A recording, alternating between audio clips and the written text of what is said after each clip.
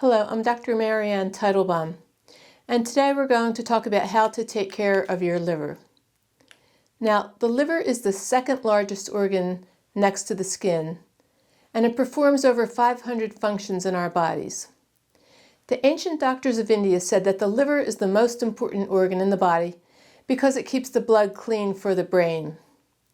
And the functions of the liver are too numerous to mention here, but we do know that just about any health problem that you can think of can be traced back to the liver as its original source, which is why treating the liver is the starting point for most of the patients I see in my practice.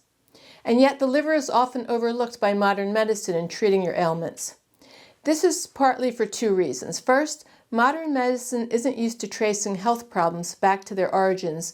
And second, there is no medicine that is actually good for healing the liver, since all the pharmaceuticals are synthetic chemicals and are therefore toxic to the liver. Our livers are always crying out for help. We just have to listen to them and then act on it. Here are some warning signs that your liver needs help. First, your cholesterol begins going up. The liver makes bile, which lowers the cholesterol. So if it begins to go up, then you better start giving your liver some attention. Taking a statin drug or red yeast rice may lower your cholesterol, but in the process, they're very damaging to the liver. So don't be tempted to blindly take any remedies, whether they're natural or pharmaceutical, to just lower your cholesterol. The real answer is to fix your liver so that it can process the cholesterol the way it's supposed to. Next, your blood sugar begins going up. If you've been told that you're pre-diabetic, this is the time to start seriously fixing your liver. Since the early stages of diabetes stem from improper liver function because the liver controls the blood sugar. If you let it go too long, then and only then the pancreas gets involved. Then it becomes much harder to fix. So as soon as your blood sugar shows the slightest increase, it's time to start focusing on the liver. You start forming glandular growths. This could be the next problem, like uterine polyps, fibroids, cysts on the breasts and the ovaries. The liver manufactures bile, which is responsible for processing out the estrogen every day, so you don't develop these glandular growths. But if the liver function becomes impaired, it may put out poor quality bile, which doesn't do its job of getting rid of the estrogen every day. Next, maybe you've developed food allergies or food sensitivities. The liver is considered the seat of digestion, and it has to process all the food you eat. If the liver is holding on to too many toxins, it actually overheats, and then when the food comes in, it has what we call a temper tantrum on it, which means it oxidizes the food, turning it into poison, which we then register as a food allergy. Just avoiding the offending food, while it might give you some relief, isn't the total answer. What really needs to be done is to address the liver. Cool it down, clean it out so it stops attacking the food in this way. By doing so, most, if not all, of your food allergies and sensitivities will clear up, especially if you fix the gut microbiome at the same time. The next sign that your liver needs some help is that the liver stores sugars as triglycerides. So, if your triglyceride levels are going up, it's a sign to give the liver a break by avoiding the white refined table sugar, which acts like a poison to the liver. Next, if you have a skin rash like eczema, psoriasis, dermatitis, acne, or any other skin condition, begin your healing process by focusing on the liver, since the liver keeps the blood clean, and any skin rashes are a signal that your liver is very hot, congested, and toxic. Next, hemorrhoids are also a signal that your liver is very toxic, congested, and overheated, creating a back pressure on all the veins which are bringing blood into it to be cleaned out. If the liver is congested, the pressure on the veins causes the hemorrhoids. So you can take whatever measures you might need to fix the hemorrhoids, but don't forget to include the liver as part of your healing protocol. Now also, autoimmune diseases have their origins in a toxic liver. Once the liver overheats from its toxins that it's holding onto, it pushes the immune system into overdrive, which causes the immune system to lose its intelligence and start attacking the body. And if you get a diagnosis of cancer, immediately start out by fixing your liver, since it's the main organ which filters toxins from the blood. If it gets too toxic, it will allow those toxins to roam freely in the blood, which could overwhelm the lymphatic system, triggering the growth of cancer anywhere in the body. Now, these are just a few examples of how malfunction of the liver can cause almost any health problem you can think of. So how do we take care of the liver? Well, the best place to start is by watching the foods and beverages you take into the body, since they all have to be processed by the liver. This means avoiding white sugar, fructose corn syrup, agave, and artificial sweeteners.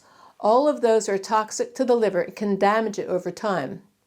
Instead, use the natural sweeteners and sugars like organic cane sugar, coconut sugar, Florida crystals, raw honey, jaggery, brown sugar, rice syrup, maple syrup, molasses, and stevia. But don't heat the raw honey, as it damages the enzymes in the honey and it forms a compound that's quite channel clogging.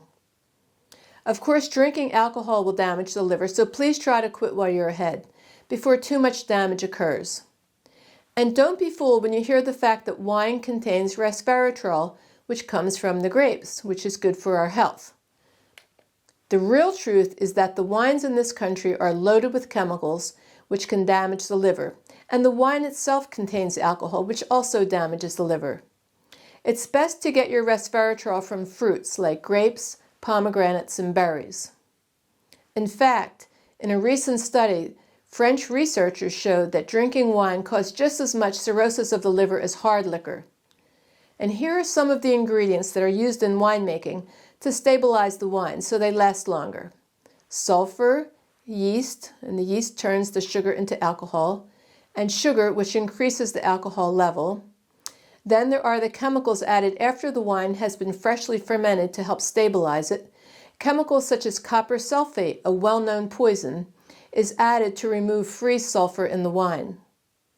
Deacidifiers are used adding calcium carbonate to the wine to reduce the high acid levels, and acidifiers are then used if there's not enough acidity, such as tartaric acid, malic acid, and citric acid.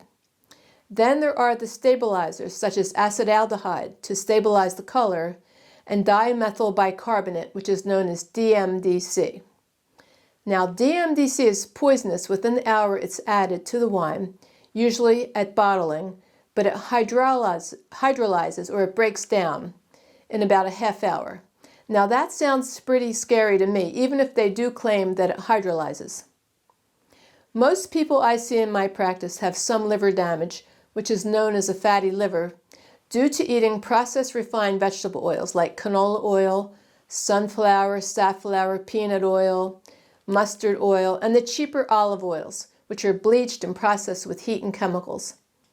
So it's best to cook with a very good quality extra virgin cold-pressed organic olive oil and ghee, especially cultured ghee if you can find it. Now, we actually carry cultured ghee in my office. Try to look at my video on ghee for more information on the difference between regular ghee and the cultured ghee. Avoid taking too much Tylenol because it's also famous for causing lots of liver damage, even at the normal dosages. The best foods for the liver are those that are bitter in nature, as the bitter taste can not only reduce the heat or the pitta in the liver, but it can help the liver to detoxify. The best vegetables are bitter melon, dandelion greens, cooked beets, cooked bitter greens, which help it to detoxify.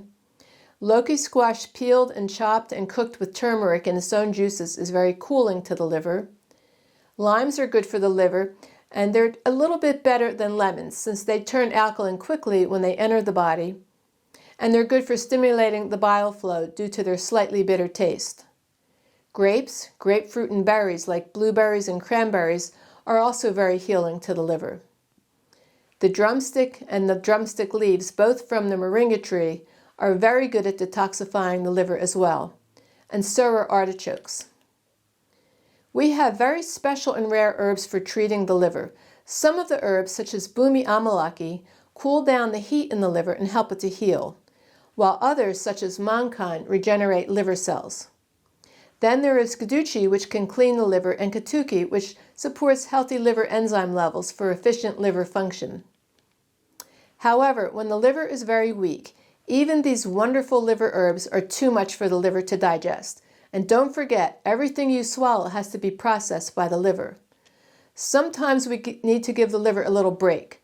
So in these cases, when the liver is very weak, we use the vibrational versions of these herbs, which means that there's no crude herb for the liver to have to digest. Only the vibration or memory of the herb is left, much like a homeopathic version of the herb. By giving the herbs in this way, the intelligence of what that herb does goes into the gaps in between the cells in the body and gives the same response as if the original herb was taken in. This allows the liver to heal more quickly. We can sometimes even give the herbs transdermally, which means through the skin, which also bypasses the liver and goes directly into the blood. This is why it's important to know the person you're trying to heal. You have to assess how weak their liver is and decide if you want to avoid stressing the liver more by giving the crude herbs, such as those found in herbal tablets and teas, or if you need to use the vibrational versions. In my practice, I end up using the vibrational herbs the majority of the time. Turmeric is considered the best friend to the liver, helping it to detoxify and make bile and aiding it in many of its other functions. But if you take it incorrectly, it can do more harm than good. So listen to my video on turmeric where I highlight the best type of turmeric to take and how to take it in the correct way. And let me add this as a final note. Many of the new patients I see are hurting their liver by taking way too many synthetically made vitamin supplements. When we read all the benefits of taking these remedies, we just want to keep taking more and more of them without any consideration to the fact that A, these remedies were synthetically made and are toxic to the liver, and B, how many of these can the liver process? So in the end, I end up taking most of our patients off most of the pharmaceuticals that they're taking, which makes it easier to restore the liver back to its normal function. So hopefully by following these guidelines, you can take very good care of your liver. And by doing so, you can prevent most, if not all, of the diseases that are currently plaguing mankind. I hope you find this information useful as you strive to achieve your perfect health. Thank you.